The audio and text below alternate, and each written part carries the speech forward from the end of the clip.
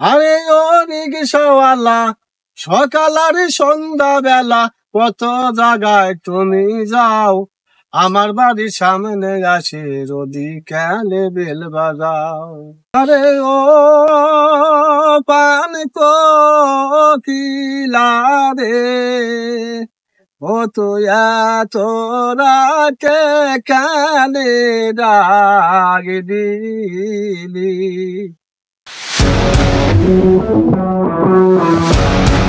Viewers, আসসালামু আলাইকুম। কি অবস্থা সবার? আশা করি সবাই অনেক ভালো আছেন। আজকে আপনাদের সাথে এমন একজন ব্যক্তিকে পরিচয় করায় দিব। আসলে ইনার প্রতিভা দেখে আমি নিজেও অবাক। ইনার বাসা রাজবাড়ী পাংশা কলিমোহরে। ইনি বিদেশ যায়, বিদেশ যাওয়ার পরে একটা ধরা খায়, কুয়েত যায়, কুয়েত যাওয়ার পরে ধরা খায়, ধরা খাওয়ার পরে এখন ফরিদপুরে থাকে এখানে রিক্সা চালায়। তার সন্তানদের সে পড়াশোনা করেছে, সুশিক্ষায় শিক্ষিত করছে। তো আমরা এই মামার মুখ থেকে কিছু কথা শুনবো আর এনার প্রতিভাটা দেখবো। অবশ্যই ভিডিওটি সম্পূর্ণ দেখার জন্য আপনাদের অনুরোধ রইল। আসসালামু আলাইকুম মামা। ওয়ালাইকুম আসসালাম ওয়া রাহমাতুল্লাহি ওয়া বারাকাতুহু। ভালো আছেন আপনি? হ্যাঁ, আলহামদুলিল্লাহ, আল্লাহ রাখছে ভালো। আপনার নাম কি? আমার নাম আবু বকর। আপনার বাসা কোথায়? বাসা হলো আমার এখন বর্তমান বাসা বলবো না, আগের বাসা কোথায়? গ্রাম হলো পাংশা রাজবাড়ি কলিমোহর। কলিমোহর ইউনিয়ন। আর এখন থাকেন কোথায়? এখন থাকি আলিপুর ছাপড়া মসজিদ পাশে, ফরিদপুর আলিপুর ছাপড়া মসজিদের পাশে। হ্যাঁ। আপনার বাচ্চা কাচ্চা কয়জন? আমার তিনটা ছেলে। তিনটা ছেলে? ছেলে তিনজন কি করে? দুইজন কৃষি কাজ করে আর ছোটজন হইলো মুসলিম মিশন কলেজে পড়াশোনা করে। আচ্ছা আচ্ছা। তো মামা, আপনি বিদেশ গেছিলেন? হ্যাঁ, আমি বিদেশ গেছিলাম। কোন দেশে গেছিলেন? আমি গেছিলাম কুয়েতে। কুয়েতে? আচ্ছা, কুয়েতে যাওয়ার পরে আপনি ওইখানে কি হয়েছিল বলেন তো?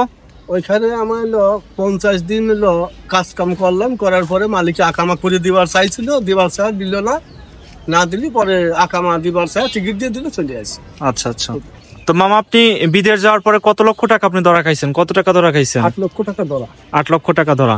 এখন কি ওইটা পরিশোধ করছেন? ওটা আমি পরিশোধ করি, আল্লাহ করাই। এখন রিক্সা চালায় ওইটা পরিশোধ করছেন? হ্যাঁ, রিক্সা চালায় আর আপনার মামি আর কি বাসা কাম থেকে এরকম করে আল্লাহ পরিশোধ করাই। আচ্ছা আচ্ছা।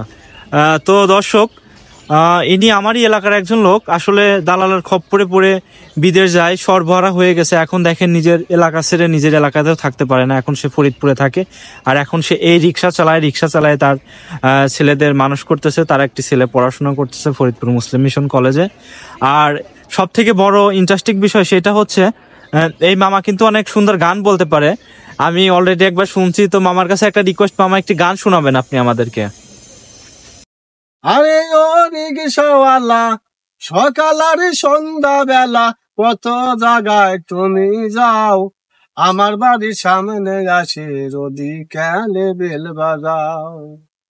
আরে ও রিকশাওয়ালা, সকাল আর সন্ধ্যা বেলা কত জায়গায় তুমি যাও, আমার বাড়ির সামনে আসে রোদি কেলে বেল বাজাও।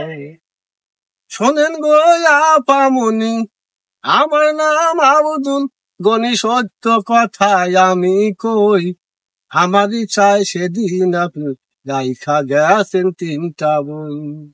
শোনেন গো আপামনি, আমার নাম আব্দুল গনি, সত্য কথা আমি কই, আমারই চাই সেদিন আপনি রাইখা গেছেন 3টা বই। আরে ও পান কোকিলা রে, ও তো এত রাতে কানে ডাক দিলি। আম ধরে থোপারে থোপা, তেঁতুল ধরে বাঁকা রে, তেঁতুল ধরে বাঁকা, ওই আজ বাড়ি কালে শ্যামকা লিয়া পড়েছিল মানা, পানি কোকিলা রে, ও তুই এত রাতে কেমনে ডাক দিলি। আরে ও পানি কোকিলা রে, ও তুই এত রাতে কেনে ডাক দিলি। তো ভিউয়ার্স, আসলে মামার গান শুনে আমিও নিজেও মুগ্ধ হয়ে গেছি যে একজন রিক্সা চালায়, তার প্রতিভা এরকম। আসলে ভাগ্যর পরিণতি, সে যদি বিদেশ যে এরকম ধরা না খেত হয়তো তার আজকে এই অবস্থায় থাকা লাগতো না, এইভাবে রিক্সা চালানো লাগতো না। তো যাই হোক, আসলে তার নসিবে ছিল এইটাই।